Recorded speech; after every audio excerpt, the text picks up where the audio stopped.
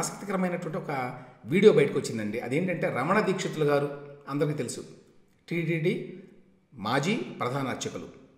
అప్పటి తెలుగుదేశం ప్రభుత్వం మీద అప్పుడు చంద్రబాబు నాయుడు పింక్ డైమండ్ కాజేశాడని, అక్కడ టెంపుల్లో అన్నీ కూడా ఏదో తవ్వాడని, తవ్వి అక్కడేదో ఖజానా ఉంది, లంకె బిందులు ఉన్నాయి, వాటన్నింటినీ కాజేశాడని ఈ విధంగా విమర్శలు చేసి ఆయన ప్రాచుర్యంలోకి వచ్చాడు. ఆ తర్వాత ఆయనకి జగన్మోహన్ రెడ్డి గారు ఏదో కొంత చేశాడు కానీ ఆయన కోరుకున్నంత చేయలేదు. దాంతో ఇప్పుడు ఆయన అలిగి ఉన్నాడు. ఆయన ఈ వీడియోలో ఏంటంటే, ఈ వీడియో అంటే ఆయన వీడియో ఏం మాట్లాడలేదండి, ప్రెస్ కాన్ఫరెన్స్ కాదు, ఆయన ఎవరితోనో మాట్లాడుతుంటే ఎవరో తీసి పెట్టిందన్నమాట. అందులో ఆయన టీటీడీలో ఈవోగా ఉన్నటువంటి ధర్మారెడ్డి గారు ఈయన అసలు క్రిస్టియను అని చెప్పి మాట్లాడాడు. ఆ క్లిప్పింగ్ మీరు చూడవచ్చు. ప్రాబ్లం వచ్చింది అక్కడ. Dharma Reddy Christian, Jaganmohan Reddy Christian. వాడు చాలా జాగ్రత్తగా ఫైల్ లోపల పెట్టేసాడు. నేను హోమ్ డిపార్ట్మెంట్ లోనే ట్రై చేసిన.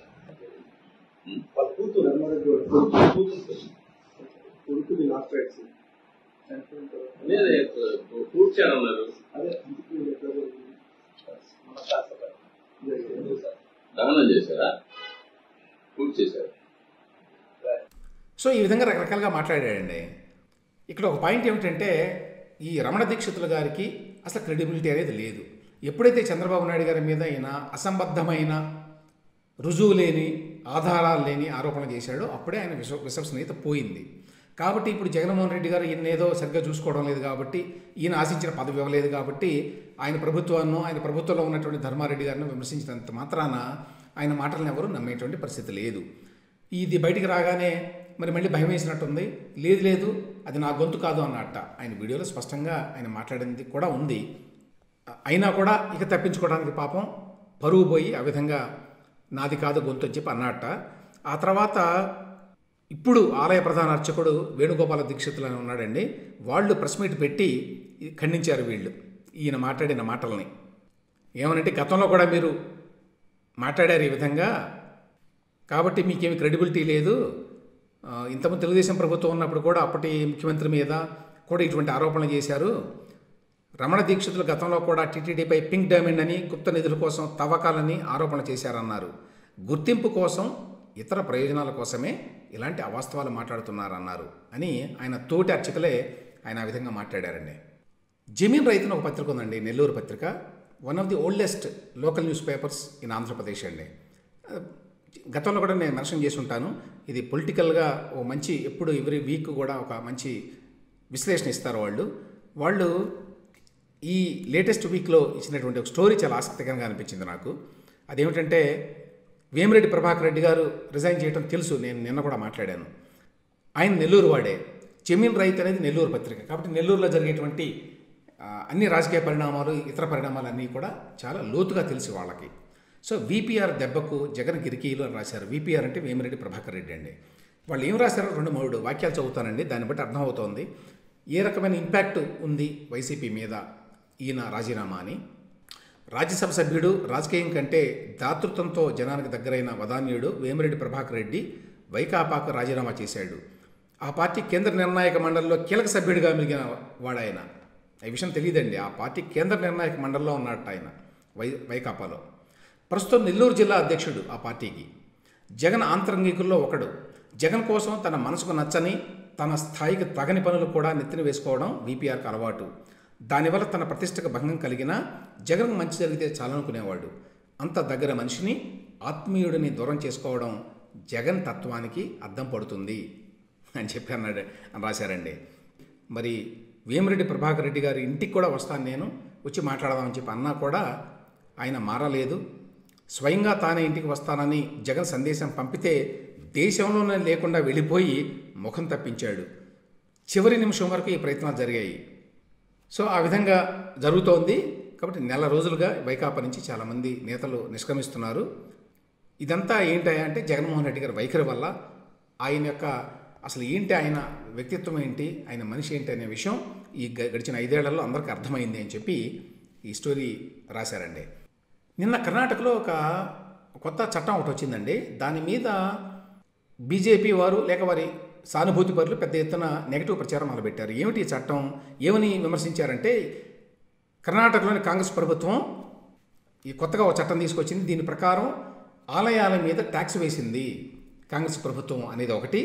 రెండవది, ఆలయాలకి ట్రస్టులు ఉంటాయి, ట్రస్టీలుగా హిందువులు కాని వారిని కూడా నియమించుకునేటువంటి వెసులుబాటుని చట్టం కల్పించింది అని చెప్పి ఒక ప్రచారం చేశారండి. నేనంతా ట్విట్టర్లో అన్నింటిలో కూడా ఇదే పెద్ద వార్త. కానీ వాస్తవం అది కాదు. వాస్తవం ఏంటంటే వాళ్ళు ఏం చెప్పారంటే స్పష్టంగా, ఇది కామన్ పూల్ ఫండ్ అని ఇంతకుముందు కూడా ఉన్నది, దానికి సంబంధించి కొన్ని సవరణలు చేశాము. ₹1,00,00,000 పైగా ఆదాయం వస్తే వాళ్ళు 10% ఈ కామన్ పూల్ ఫండ్లో పెట్టాలి. ఈ కామన్ పూల్ ఫండ్ అనేది ఇక్కడ కూడా ఉన్నట్టుందండి, అది టీటీడీ మన రాష్ట్రంలో కూడా, ఏపీలో కూడా ఉన్నట్టుంది. ఇదేంటంటే కామన్ పూల్ ఫండ్లో ఆ నిధులు తీసుకొని ఎక్కువ ఆదాయం వచ్చేటువంటి ఆలయాల నుంచి కొంత డబ్బు తీసుకొని దానిని శిథిలావస్థలో ఉన్నటువంటి ఆలయాల కోసం స్పెండ్ చేయాలి అనేది ఆలోచన.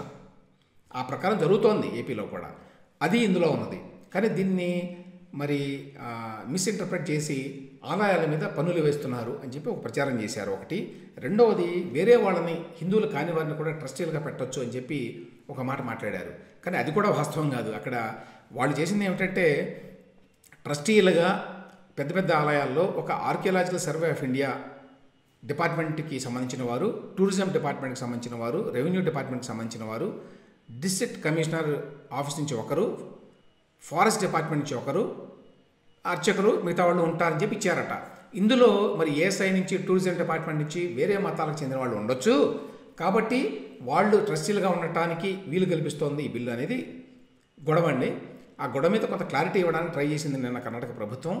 కానీ ఇక్కడ పాయింట్ ఏమిటంటే, నిజంగా కనుక బీజేపీ కానివ్వండి, లేక ఎవరైనా హిందూ ధార్మికవాదులు అని చెప్పుకునే వాళ్ళకి కానివ్వండి, అసలు ప్రభుత్వానికి ఎందుకు ఉండాలి పెత్తనం ఆలయాల మీద, హిందూ దేవాలయాల మీద? అసలు ఎండోమెంట్స్ డిపార్ట్మెంట్ అనేది ఎందుకు ఉండాలి? ఆ డిపార్ట్మెంట్ని రద్దు చేయాలి.